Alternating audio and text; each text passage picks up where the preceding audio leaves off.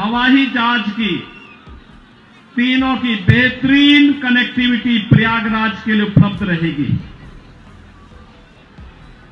बहनों और भाइयों, एक और प्रयागराज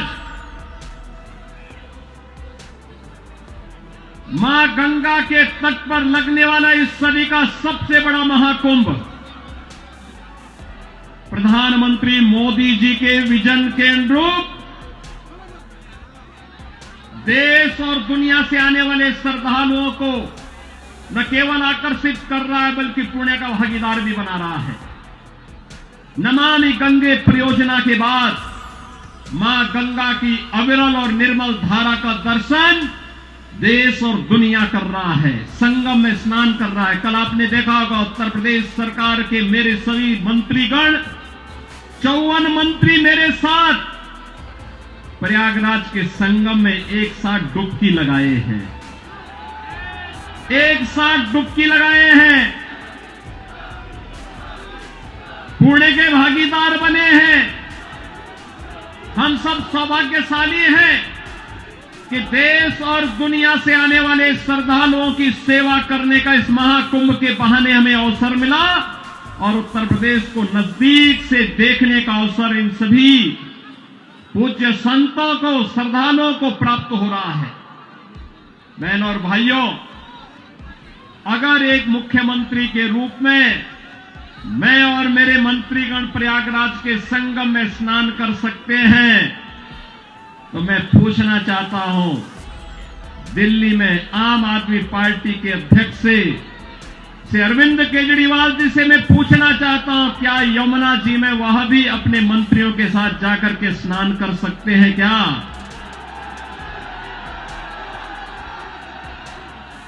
अगर उनमें नैतिक साहस है तो उनको इसका जवाब देना चाहिए।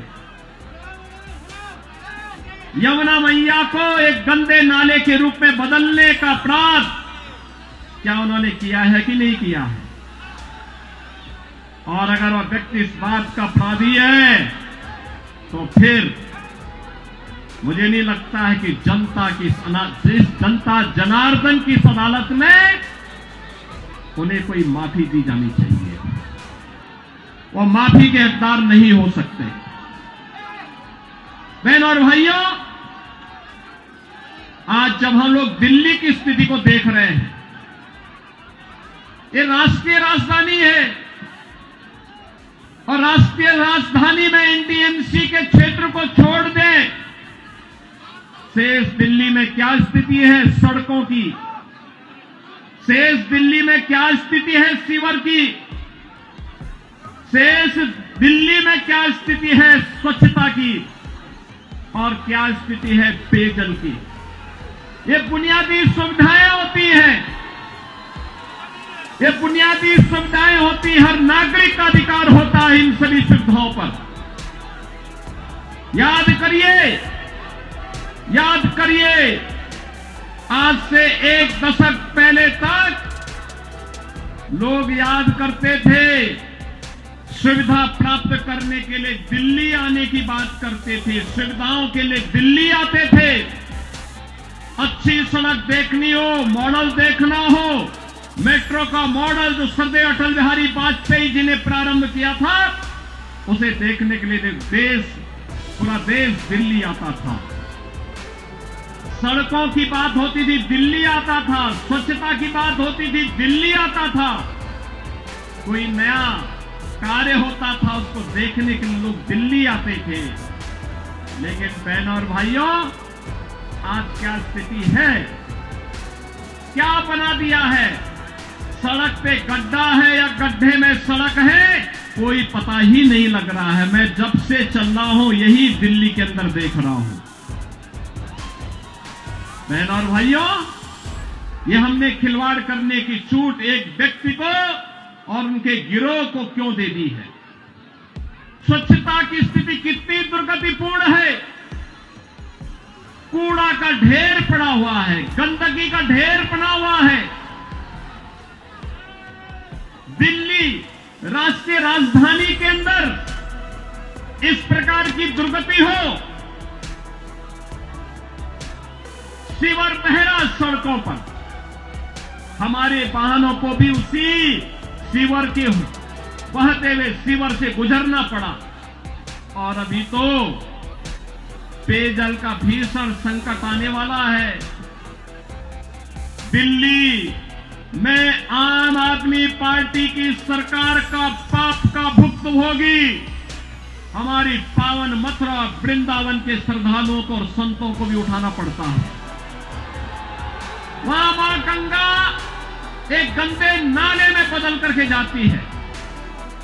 जब भी नमामि गंगे परियोजना के अंतर्गत मां यमुना की शुद्धता की बात आई, स्वच्छता की बात आई, तो अरविंद केजरीवाल एंड कंपनी ने कोई सहयोग नहीं किया। ये सहयोग नहीं करना चाहते, कोई विकास का कार्य नहीं करना चाहते, किसी विकास की परियोजना का मौके पे जाकर के भौतिक सत्यापन नहीं करना चाहते, जनता को बुनियादी सुविधा मिले, उसका अधिकार प्राप्त हो, ये वे काम नहीं करना चाहते। इनका तो एक ही कार्य है, प्रातः काल होते ही सोशल मीडिया पर झूठे ट्वीट करना, झूठी फिल्मों का प्रदर्शन करना, झूठे प्रेस वक्तव्य और प्रेस वार्ता के माध्यम से केवल गुमराह करने वाले वक्तव्यों को देना।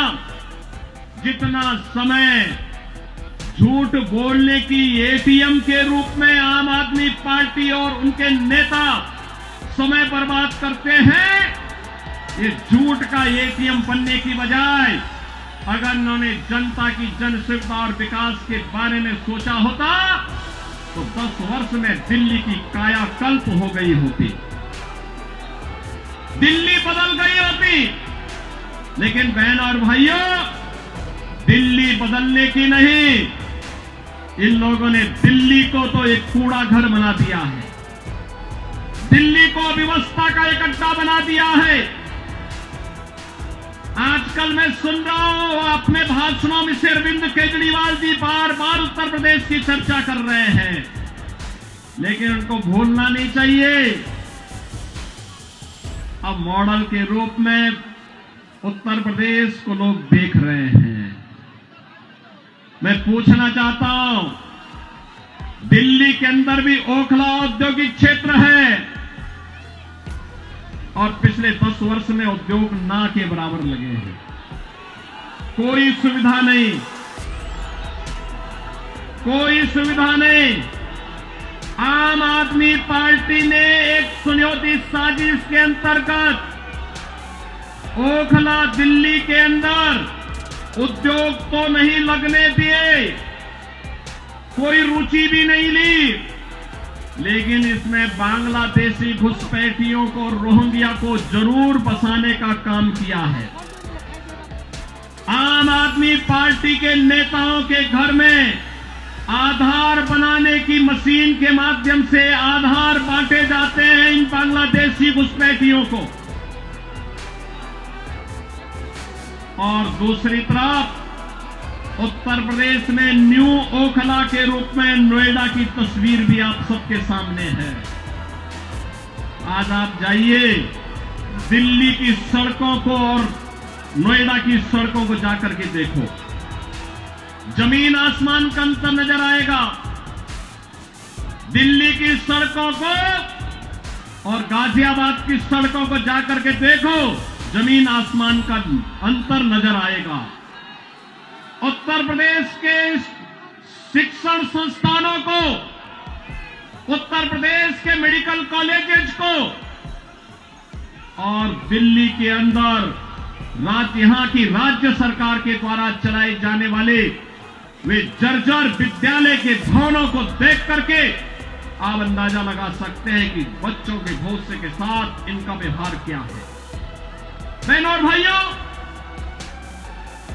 एक सुनियोजित साजिश के तहत दिल्ली की जनता को तो इन्होंने जन सुविधाओं से वंचित रखा ही, साथ साथ राष्ट्रीय सुरक्षा के साथ खिलवाड़ भी इन्होंने उन अपने शरारत भरी कृत्यों से किया है। आपने देखा होगा 2020 में दिल्ली के अंदर किस तरीके से दंगे करवाए गए और आम आदमी पार्टी के पार्षद और उनके विधायकों की संलिप्तता इस पूरे षड्यंत्र में सामने आई थी।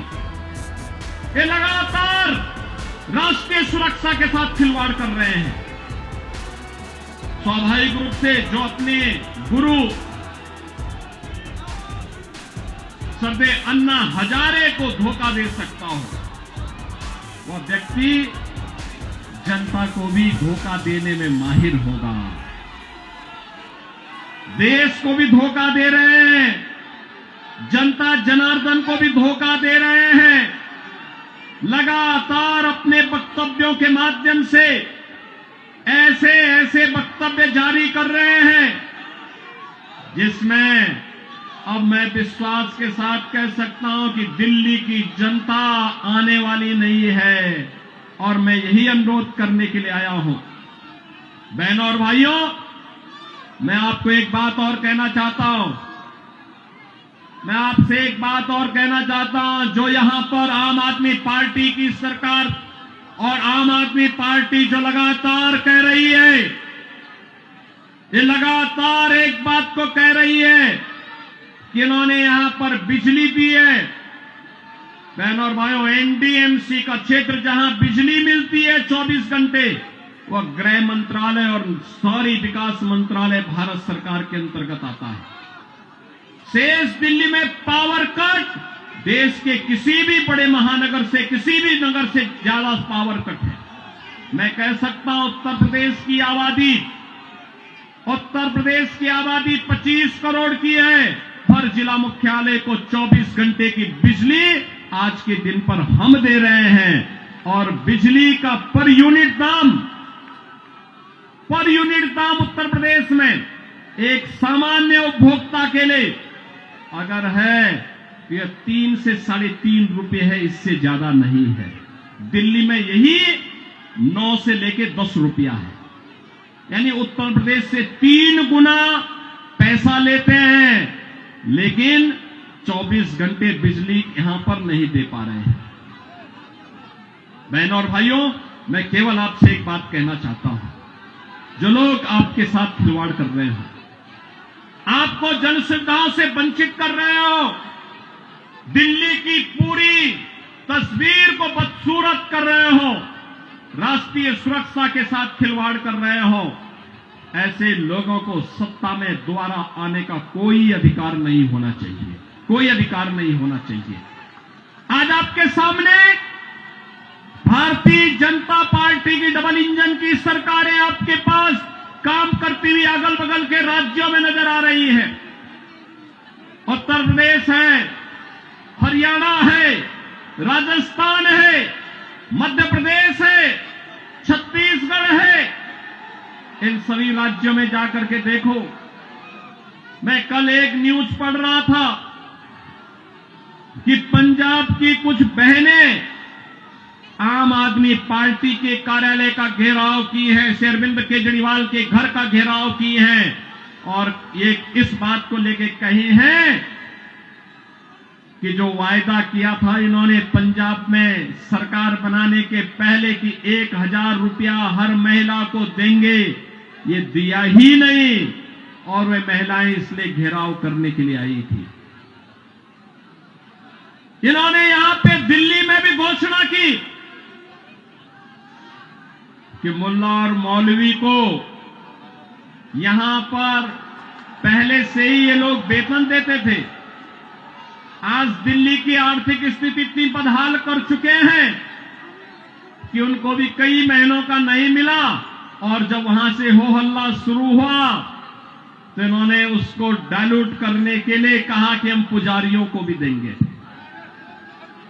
बहनों और भाइयों, मैं पूछना चाहता हूं अरविंद केजरीवाल जी से और उनकी पूरी टीम से, क्या किसी मंदिर के सुंदरीकरण की कार्य योजना को उन्होंने कभी आगे बढ़ाया? कभी बढ़ाया? मॉडल देखना हो तो आइए काशी में काशी विश्वनाथ धाम को देखिए। मॉडल देखना हो अयोध्या में श्री राम जन्मभूमि पर भगवान राम के भव्य मंदिर के मॉडल को देखो। मॉडल देखना हो तो प्रयागराज में आइए। प्रयागराज में महाकुंभ के आयोजन स्थल को देखो।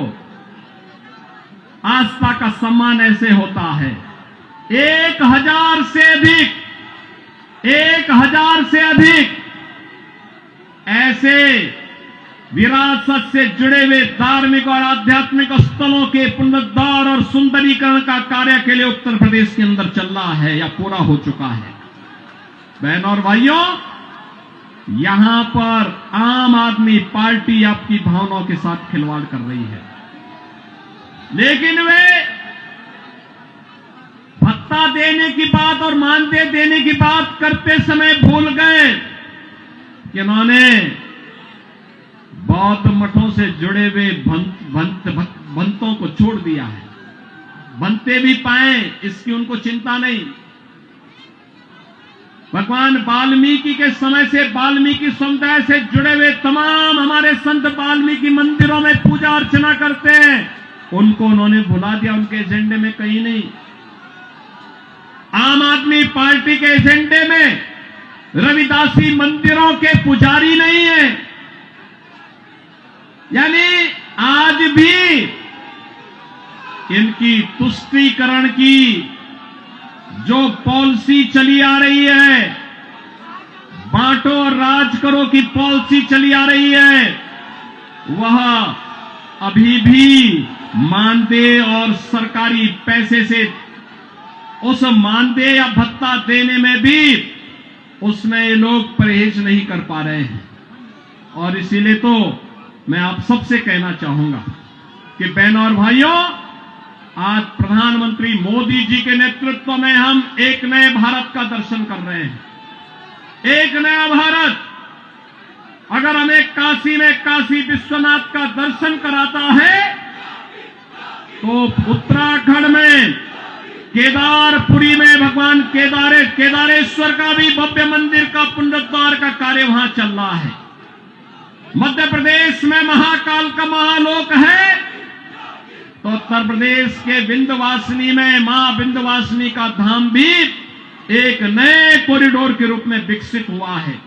अयोध्या में 500 वर्षों के बाद फिर से रामलला विराजमान हो गए हैं। और इस अवसर पर मैं आप सबसे अपील करना चाहूंगा, यह समय है, जैसे उत्तर प्रदेश डबल इंजन सरकार का लाभ प्राप्त कर रहा है, एक साथ एक स्वर में सभी सरकारें मिल करके विकास को ध्यान में रख करके, युवाओं के भविष्य को ध्यान में रख करके, अन्नदाता किसानों के भविष्य को ध्यान में रख करके, बहन और बेटियों की सुरक्षा को ध्यान में रख करके, व्यापारियों की सुरक्षा को ध्यान में रख करके अपना कार्य कर रही है। ऐसे ही दिल्ली के अंदर भी भारतीय जनता पार्टी नेतृत्व की डबल इंजन सरकार आनी चाहिए और डबल इंजन सरकार की शुरुआत आपने कर ली है। आपने कर ली है। याद करिए, जब से अरविंद केजरीवाल और उनके मंत्रियों को भ्रष्टाचार के मामले में जेल में बंद किया गया था, जेल से जमानत पे छूटने के बाद इन्होंने कहा था कि जनता जनार्दन फैसला करेगी। अरे जनता जनार्दन ने तो लोकसभा चुनाव में फैसला कर लिया है। दिल्ली में 100% रिजल्ट प्रधानमंत्री मोदी जी के साथ रहा। चंदौलिया जी को आपने यहां से अपना सांसद चुन करके भेजा, देश की संसद में भेजा है, तो जनता जनार्दन तो अपना फैसला कर ही चुकी है। और इस विधानसभा चुनाव में भी जनता जनार्दन फैसला करने को पूरी तत्परता के साथ खड़ी है। और इसी में मैं आपसे अपील करने के लिए आया हूं कि बहनों और भाइयों, इस किराड़ी विधानसभा क्षेत्र से भारतीय जनता पार्टी ने अपने कर्मठ कार्यकर्ता को, जिनका एक ही ध्येय है और वह है कि इस किराड़ी विधानसभा क्षेत्र को एक विकसित विधानसभा क्षेत्र के रूप में विकसित करना। यहां के लोकप्रिय सांसद श्री चंदौलिया जी के साथ मिलकर के अच्छी सड़कें देना, सीवर लाइन बिछाना, पेयजल की पुख्ता व्यवस्था करना, स्ट्रीट लाइट को दुरुस्त करना, साफ सफाई और स्वच्छता के मानक पर एक आदर्श विधानसभा के रूप में विकसित होना, बहन और बेटियों को सुरक्षा प्रदान करना, युवाओं के लिए रोजगार के अवसर उपलब्ध करवाना, उत्तम शिक्षा के, उत्तम स्वास्थ्य के केंद्र को बेहतरीन तरीके से, मॉडल तरीके से संचालित करने का कार्य, और इसको करने के लिए यहां पर राम भक्त बजरंग बली के रूप में बजरंग शुक्ला आपके बीच में उपस्थित हैं, भारतीय जनता पार्टी के प्रत्याशी के रूप में। मेरी आप सबसे अपील है कि डबल इंजन सरकार से ही दिल्ली की कायाकल्प होगी, और डबल इंजन सरकार के प्रतिनिधि के रूप में बजरंग शुक्ला को दिल्ली विधानसभा में चुन करके भेजें। आप सब भेजेंगे? भेजेंगे? जनता जनार्दन का आशीर्वाद इस बजरंग शुक्ला को प्राप्त होगा? दोनों हाथ उठा करके अपना आशीर्वाद देकर के बोलिए। जहां तक मेरी आवाज जा रही है, ये घरों के ऊपर भी लोग बैठे हुए हैं, सभी से मेरी अपील है, जहां तक मेरी आवाज जा रही है, घर के ऊपर हो, सड़क हो, अगल बगल हो, जहां तक मेरी आवाज जा रही है, बजरंग शुक्ला। स्टार्ट करने से पहले वीडियो को लाइक कर दें, और दोस्तों चैनल पर पहली बार हैं तो चैनल को सब्सक्राइब जरूर कर लें, और साथ ही में बेल आइकन को ऑल नोटिफिकेशन कर लें, जिससे कि हर वीडियो का नोटिफिकेशन आपको मिलता रहे। और अपना कमेंट जरूर करके बताएं आप कौन से राज्य से इस वीडियो को देख रहे हैं। धन्यवाद। स्टार्ट करने से पहले वीडियो को लाइक कर दें, और दोस्तों चैनल पर पहली बार हैं तो चैनल को सब्सक्राइब जरूर कर लें, और साथ ही में बेल आइकन को ऑल नोटिफिकेशन कर लें, जिससे कि हर वीडियो का नोटिफिकेशन आपको मिलता रहे। और अपना कमेंट जरूर करके बताएं आप कौन से राज्य से इस वीडियो को देख रहे हैं। धन्यवाद।